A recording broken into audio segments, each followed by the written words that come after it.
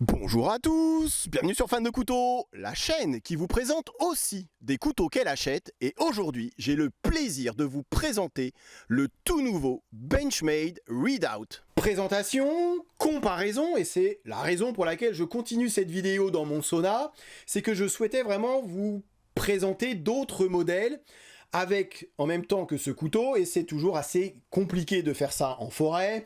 Néanmoins, je vous mets quelques petits tests de coupe, histoire de rendre cette vidéo un petit peu plus intéressante. J'ai l'impression que Benchmade nous refait le coup du Griptilian. Je m'explique, en 2001, Benchmade nous sort le Griptilian, souvenez-vous, manche en plastique, manche en Grivory, qui n'est autre que du plastique, et lame en 154 cm. Très bon couteau, tout le monde a voulu un Griptilian, ça faisait et ça a toujours fait partie des couteaux des best-sellers chez Benchmade.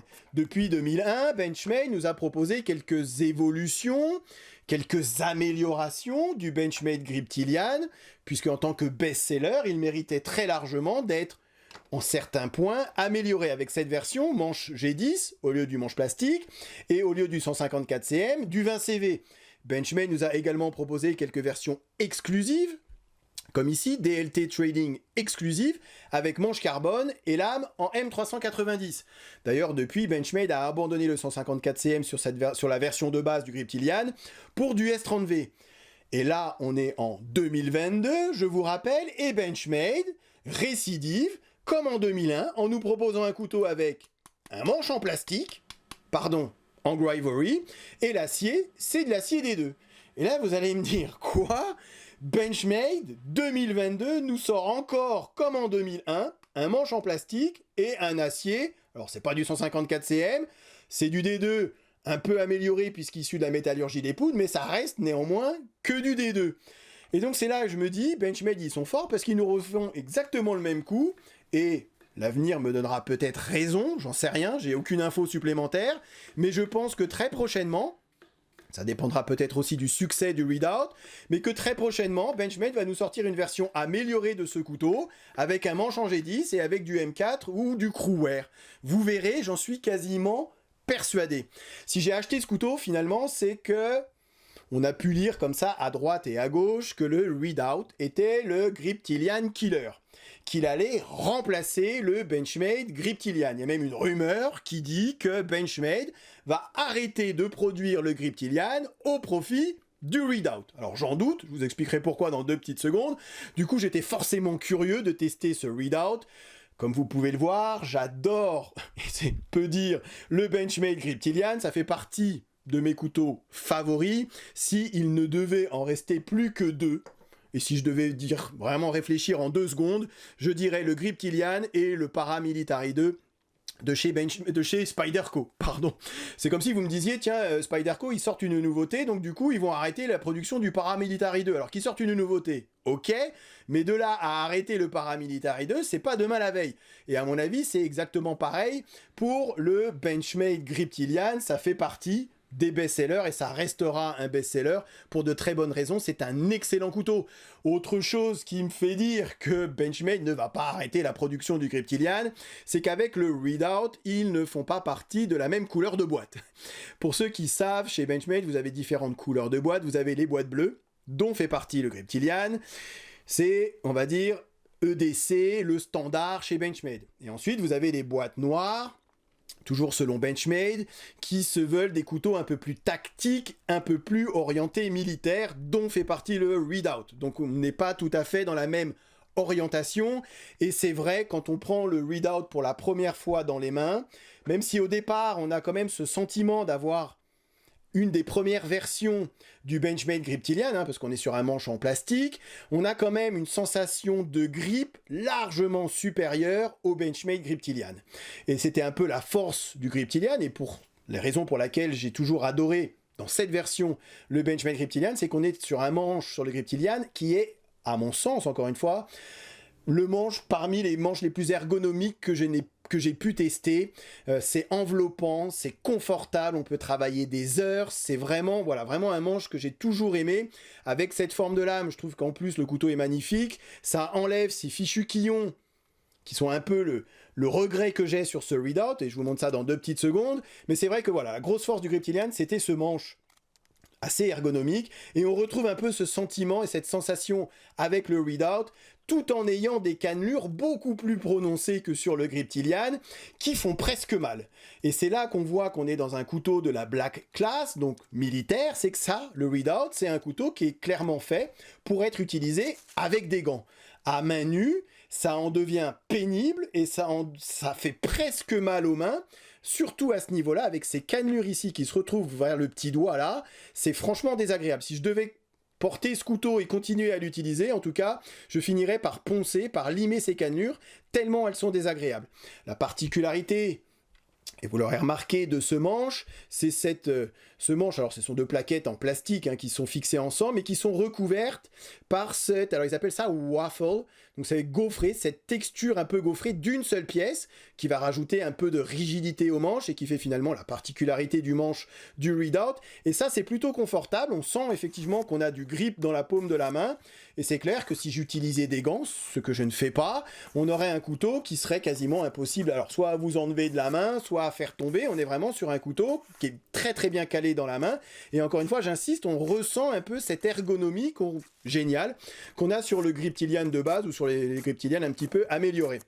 La force, je trouve, sur ce couteau, et ça c'est bien vu Benchmade, c'est qu'ils nous ont amélioré le clip réversible, système Axis Lock, je vais pas revenir dessus, fidèle à Benchmade, donc du coup on est sur un couteau qui est pour les gauchers et pour les droitiers. Ils avaient fait un effort sur cette version du Griptilian avec un clip, avec un port profond dans la poche. Ici, on est sur un port encore plus profond dans la poche, donc ça, c'est plutôt bien vu.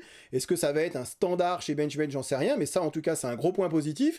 Par contre, vous avez cette texture qui va empêcher de sortir son couteau assez facilement de la poche. Vous voyez ici, ça va agripper contre votre jean ou contre votre pantalon, donc c'est pas non plus des plus faciles.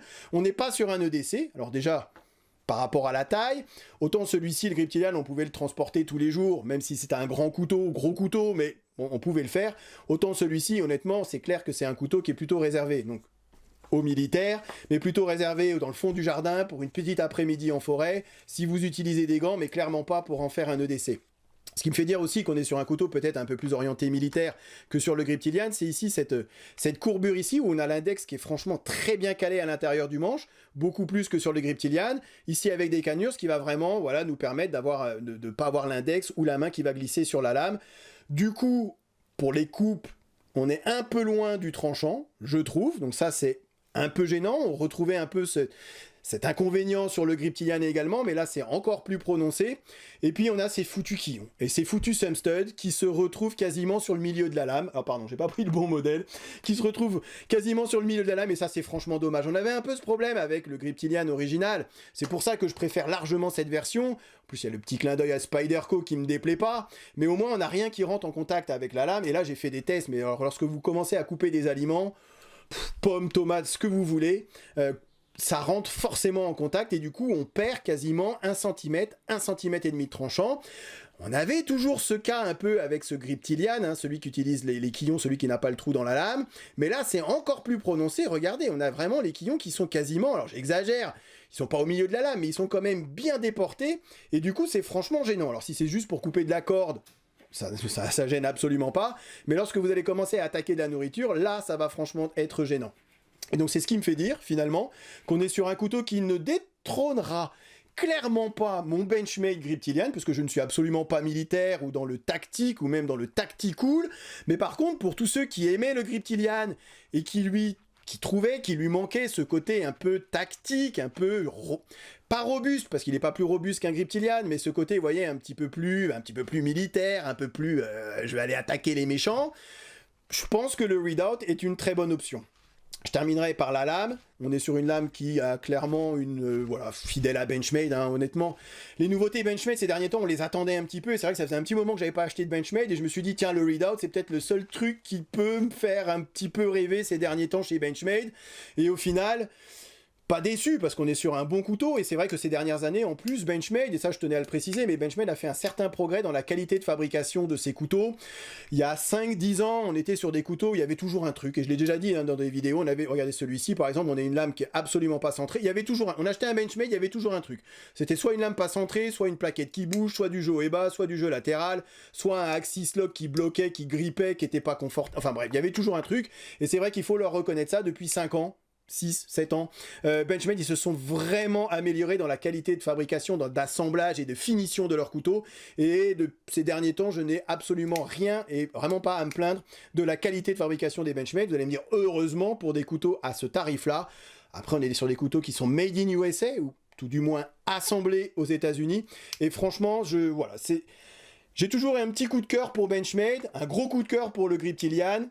J'étais curieux de voir ce que le readout donnait, absolument pas déçu, mais clairement vocation tactique, vocation militaire que je n'ai pas et dont je ne vois franchement pas forcément l'utilité comme un couteau de tous les jours ou à porter tous les jours. Voilà, je pense que j'ai fait le tour de la question.